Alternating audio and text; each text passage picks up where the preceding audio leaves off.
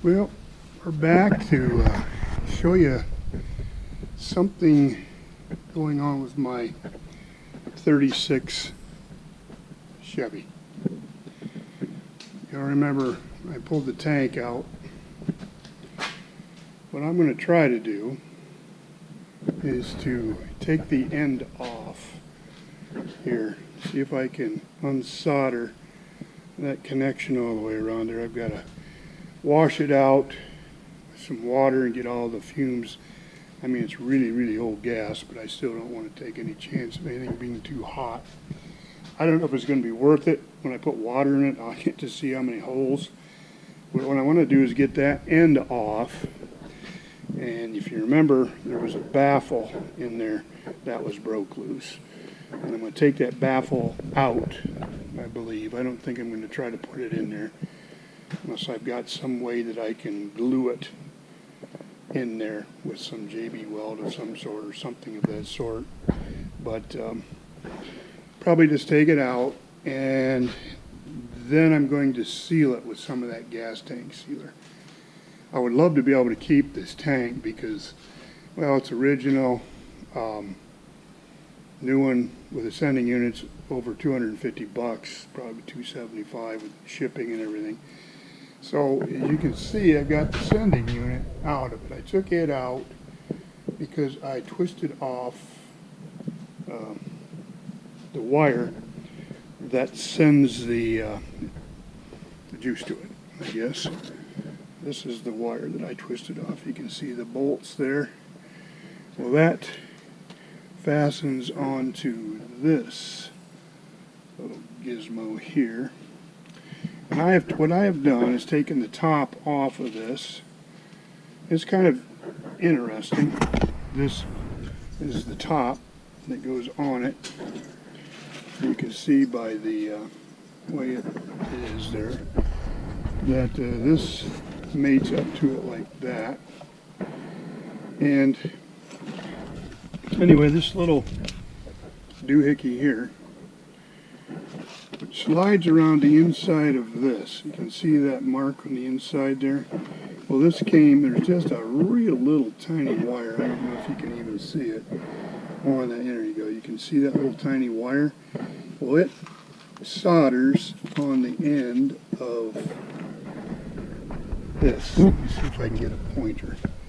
So it's too small for me with my finger even to see or to use. But anyway, there's a little area down in here. Let me get this up in the air a little bit.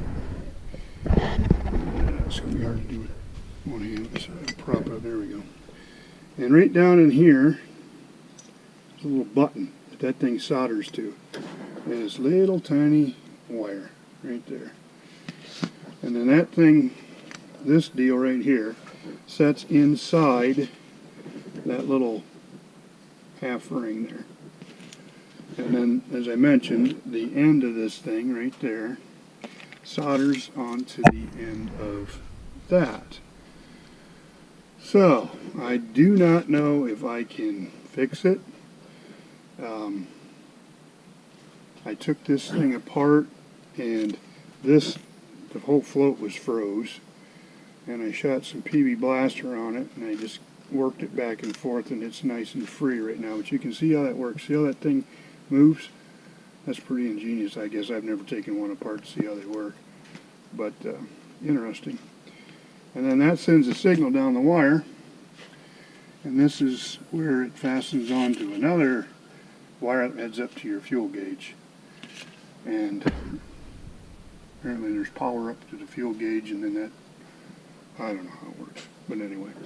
But this little cover had, I don't know, there was 3 or 4 of these small little rivets. You can see them right here. And so what I did is I ground the head off of one side and then pried them out. So to put them back together, I don't know, we'll come up with something. But these 5 holes are held on there with screws. And those screws actually hold the unit to the tank. So anyway, just thought I'd take you along here a little bit and show you what I'm doing. Something different. but it's the fuel float from my 36 Chevy pickup. So I've cleaned up some stuff. I got to take the rest of this gasket off of here, and I cleaned up the bottom of this somewhat. I'm going to do a little bit more wire brushing with that on the wheel and get that done. But anyway, I'll bring you back when I get a little bit further down the road. So we're going to try right now, get rid of some of this gasket material. Just got a razor blade knife, and we'll try slipping this underneath here and try not cutting myself and getting this off of here so that I can make a new gasket to put on. And you can see the crud and stuff that's up in there. This is all on a whim. I do not know if this is going to work. I have no idea. I did find a place that sells supposedly replacement fuel sending gauges. I don't know how accurate they are to the, I mean, for to fit the old fuel tank.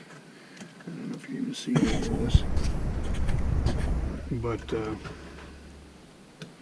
yeah, this little thing right here has got a little tiny spring on it. You can see that spring, and this little deal is, you can see, is spring loaded, and that rubs up against that little piece of metal thing I showed you. So kind of ingenious. Guess, you know, 1936 they were still coming up with different innovations to measure your fuel. I don't know, maybe they still use the same similar devices today. But yeah, it's all kind of spring loaded, the everything. So anyway, yeah, this deal here, you can see the spring on this thing, and see how that thing turns around there. This was all froze up down in here, and it just took and scraped out some of the crud and put some PB blaster on it, and it worked. I got it loose. And you know, that's supposed to be just real free like that, so it'll drop.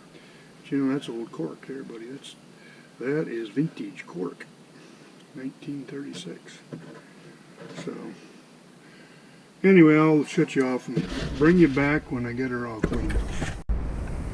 Well, I'm going to put it on the grinder here. You can see I got some of it cleaned off. I noticed as cleaning off, there's a little wire comes from this. Apparently there's some sort of a ground comes up and goes around the spring, or makes that spring to this doohickey right here, but it's soldered on the end of that. So you got to be real careful I don't break that wire.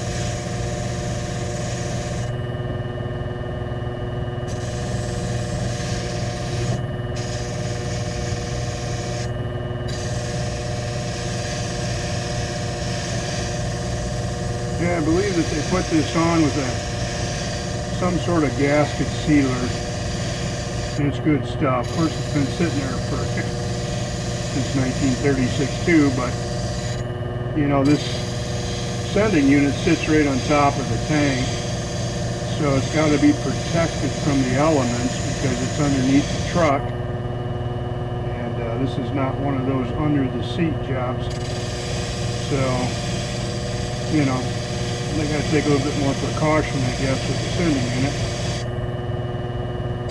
But we'll get her cleaned up pretty good. It ain't going to be spick and span, but it'll be good enough for government work, as they say.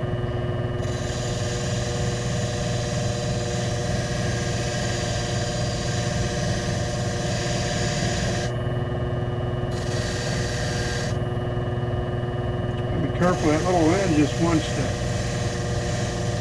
come loose there. I don't need that thing to get caught up in that wheel. I'm going to rip that right off of there.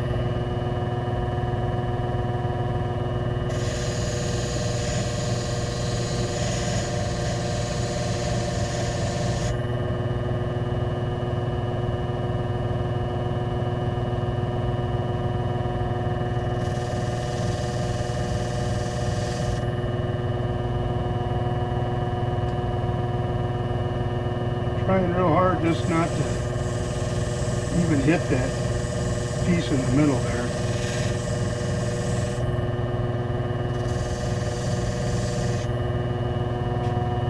Anyway, try some soldering.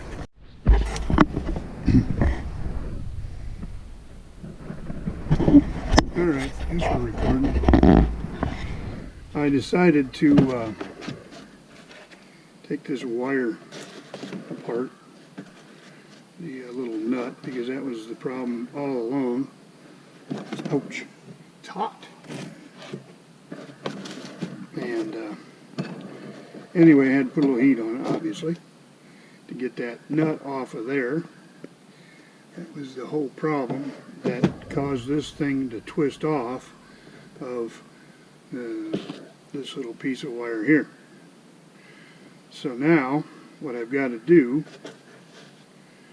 is to try to get this other nut off of there, and then there should be nothing left but just a stud. Should be this little piece here, and that threaded rod there, and hopefully that's all. But we'll take this little piece of plastic or whatever it is here, get rid of it, and because what I'd like to do is to solder these two together and then be able to put them through the hole here. You know, stick them up through the hole so that they sit on there like that. But yeah, if I solder it there, that would work, I guess. I might be able to do that. See the inside of that there? You can see that. It's like, I don't know. But boy, this thing right here is real flimsy. There's a piece of some sort of fiber that this little tiny wire is wrapped all around. That wire is so fine, and the piece of fiberboard is broken right there. You can see that wiggle. So it's very, very fragile, so I gotta be careful here. So anyway, we got this wire, the end of it off of that, so that'll be, throw that out of the way and get rid of this nut and work on the rest of this. So there it is. Nut came right off, the washer that was on there, and that's all that's left. So now I can solder these two pieces together and be able to slide that right through that hole, and we can get all that mounted up and solder the end of this little wire on to the inside of that thing, and maybe it'll work. Well, there you have that. I actually got it to solder. I bought this soldering station. It's a Weller, and this gives you different temperatures you can set it. I got it set on 5 right now. Now, when I go to solder that little tiny wire on there onto the inside of that down. We'll definitely cut the temperature back because I don't need it. I had to get this up high because it's a lot of metal. So I think I'm going to set that back down to like a 2. Now tin the inside of this thing here, because boy, that thing is really flimsy. And we'll tin the inside of this deal right here. And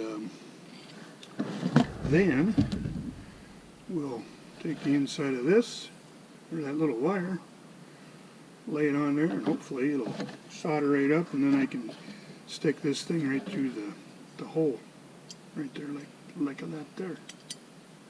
That's the plan. Let's see what happens.